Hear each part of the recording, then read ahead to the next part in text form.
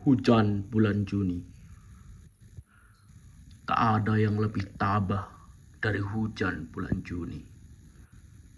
Dirahasiakannya rintik rindunya kepada pohon berbunga itu. Tak ada yang lebih bijak dari hujan bulan Juni. Dihapusnya jejak-jejak kakinya yang ragu-ragu di jalan itu. Tak ada yang lebih arif dari hujan bulan Juni. Dibiarkannya yang terucapkan diserap akar pohon bunga itu. Sabardi Djoko Damono. Pendekatan objektif dari puisi Hujan Bulan Juni karya Sapardi Djoko Damono. Sebelumnya kita akan membahas pendekatan objektif terlebih dahulu. Pendekatan objektif ialah pendekatan yang memberikan perhatian atau konsen kepada karya sastra sebagai struktur yang ada atau secara otonom itu sudah ada. Pendekatan objektif juga disebut sebagai unsur intrinsik dalam karya sastra. Secara sederhana, pendekatan objektif ini merupakan sebuah penganalisan karya sastra yang dapat dijabarkan atau dilakukan dengan 3 langkah, yakni pertama mendeskripsikan unsur-unsur struktur karya sastra, kedua mengkaji keterkaitan makna antara unsur yang satu dengan unsur yang lainnya, dan ketiga mendeskripsikan fungsi serta hubungan antar unsur atas karya yang bersangkutan. 3 langkah tersebut dapat diterapkan dalam menganalisis unsur yang mesti dikaji dalam pendekatan objektif sebuah karya sastra. Pendekatan objektif ini bisa dikaji tidak hanya dalam puisi saja, tetapi dalam naskah drama, novel, atau karya sastra yang lainnya. Jadi semuanya yang dikaji ini dapat di dalamnya ada unsur-unsur intrinsiknya yang bisa dikaji sehingga bisa dinamakan sebagai pendekatan objektif. Seperti pada puisi Hujan Bulan Juni ini, puisi ini sudah tidak asing lagi ya bagi para kaula muda, karena setiap bulan Juni tentunya puisi ini akan banyak diputar oleh orang-orang atau anak-anak muda. Jadi puisi Hujan Bulan Juni ini merupakan salah satu dari 100 puisi dari Sapardi Djoko Damono yang ditulis dalam antologi bukunya yang berjudul Hujan Bulan Juni ini. Kemudian kita masuk kepada proses kritik pada karya sastra puisi Hujan Bulan Juni.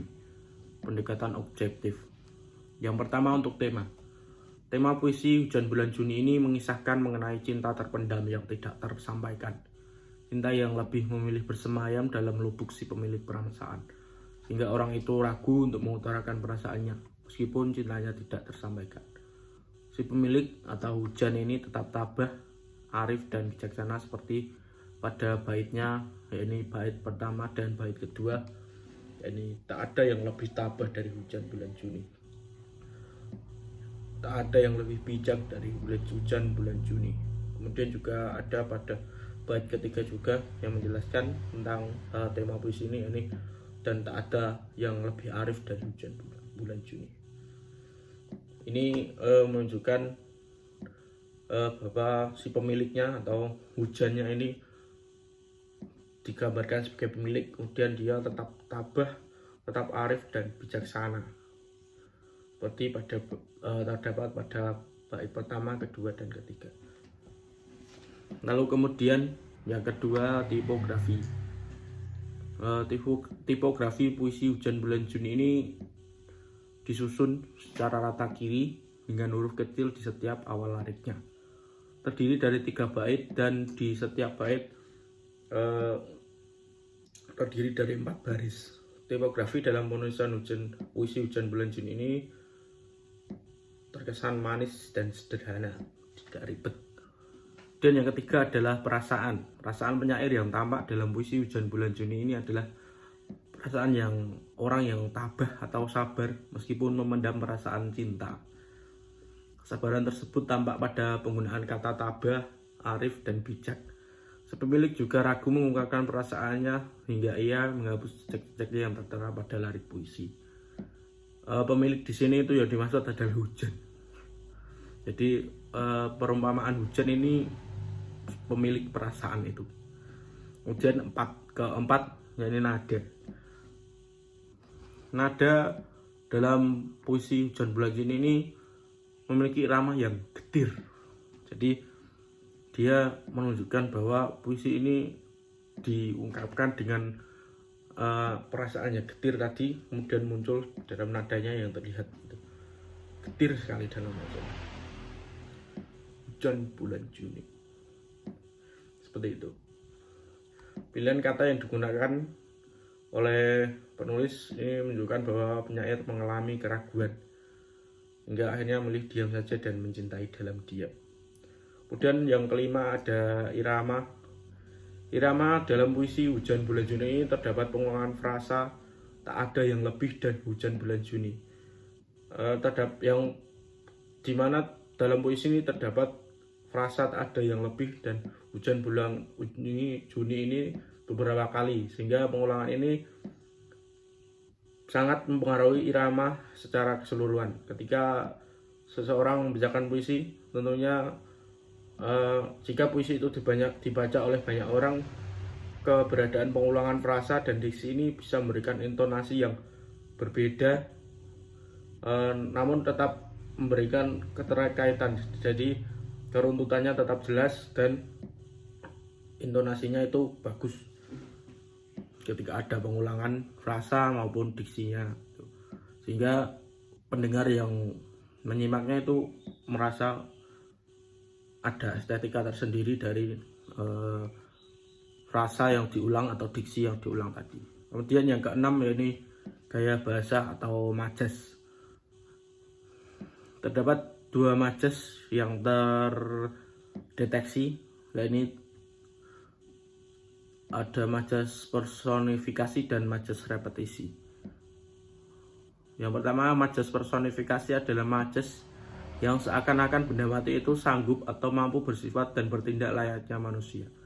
Ini tampak pada larik tak ada yang lebih tabah dari Hujan Bulan Juni. Ini seakan-akan hujan tersebut memiliki sifat layaknya manusia, yakni sifat tabah. Jadi hujan ini dianggapkan sebagai seorang manusia yang memiliki sifat tabah, padahal kan seharusnya hujan ini kan tidak memiliki sifat-sifat yang dimiliki oleh manusia. Kemudian ada larik juga. Larik berikutnya ini, tak ada yang lebih bijak dari Hujan Bulan Juni, dihapusnya jejak-jejak kakinya yang ragu-ragu di jalan itu. Kan tidak mungkin ya hujan itu bisa lebih bijak.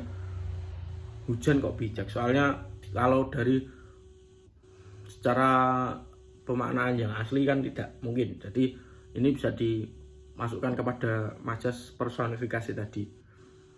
Dia diumpamakan sebagai benda mati yang kemudian diumpamakan sebagai seorang manusia yang bisa memiliki sifat ataupun perasaan. Begitu pula dengan dihapusnya jejak kakinya yang ragu-ragu di jalan itu. Bagaimana mungkin hujan bisa menghapus jejak kaki secara langsung, atau padahal kan hujan tidak memiliki jejak kaki. Dan kemudian apakah mungkin juga hujan ini memiliki sifat ragu-ragu? Kan tidak ya. Kemudian ada juga pada larik tak ada yang lebih tabah dari hujan bulan Juni. Sama seperti sebelum-sebelumnya, hujan kan tidak memiliki sifat yang seperti manusia atau sifat. Jadi ini bisa diartikan kepada majas personifikasi. Kemudian selain itu ada juga majas repetisi. Majas repetisi adalah sebuah majas yang memiliki sifat pengulangan kata atau frasa dalam karya sastra untuk menegaskan suatu makna dalam puisi tersebut. Pengulangan dalam puisi juga bertujuan untuk menciptakan ritme dalam puisi. Majas repetisi ini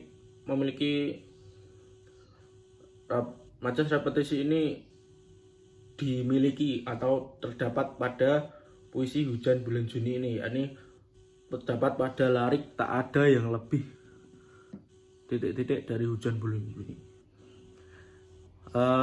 Kata ini atau frasa ini diulang beberapa kali sehingga ini bisa dikatakan sebagai repetisi atau majas repetisi. Kemudian yang ketujuh, kritik sastra objektif yang ketujuh, ini poin amanat. Amanat yang bisa dipetik dalam puisi Hujan Bulan Juni adalah sebisa mungkin untuk selalu sabar, bijak, dan tabah dalam menjalani sesuatu. Karena tentunya tidak semua hal selalu sesuai dengan apa yang kita harapkan. Lalu menyampaikan perasaan kepada seseorang yang kita cintai tidak selamanya buruk. Jadi dalam puisi ini tuh menjelaskan tentang bagaimana perasaan itu tidak selalu mesti diungkapkan. Ada sesuatu yang kadang memang lebih baik dipendam. Kemudian ada juga mencintai pada dasarnya ialah ikhlas dan tulus untuk menyayangi seseorang, tidak minta timbal balik, dan balasan adalah definisi mencintai yang paling tinggi menurut puisi tersebut.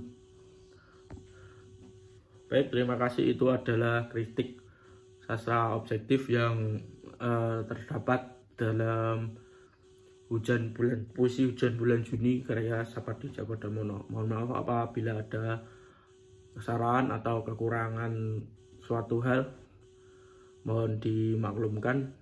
Assalamualaikum warahmatullahi wabarakatuh.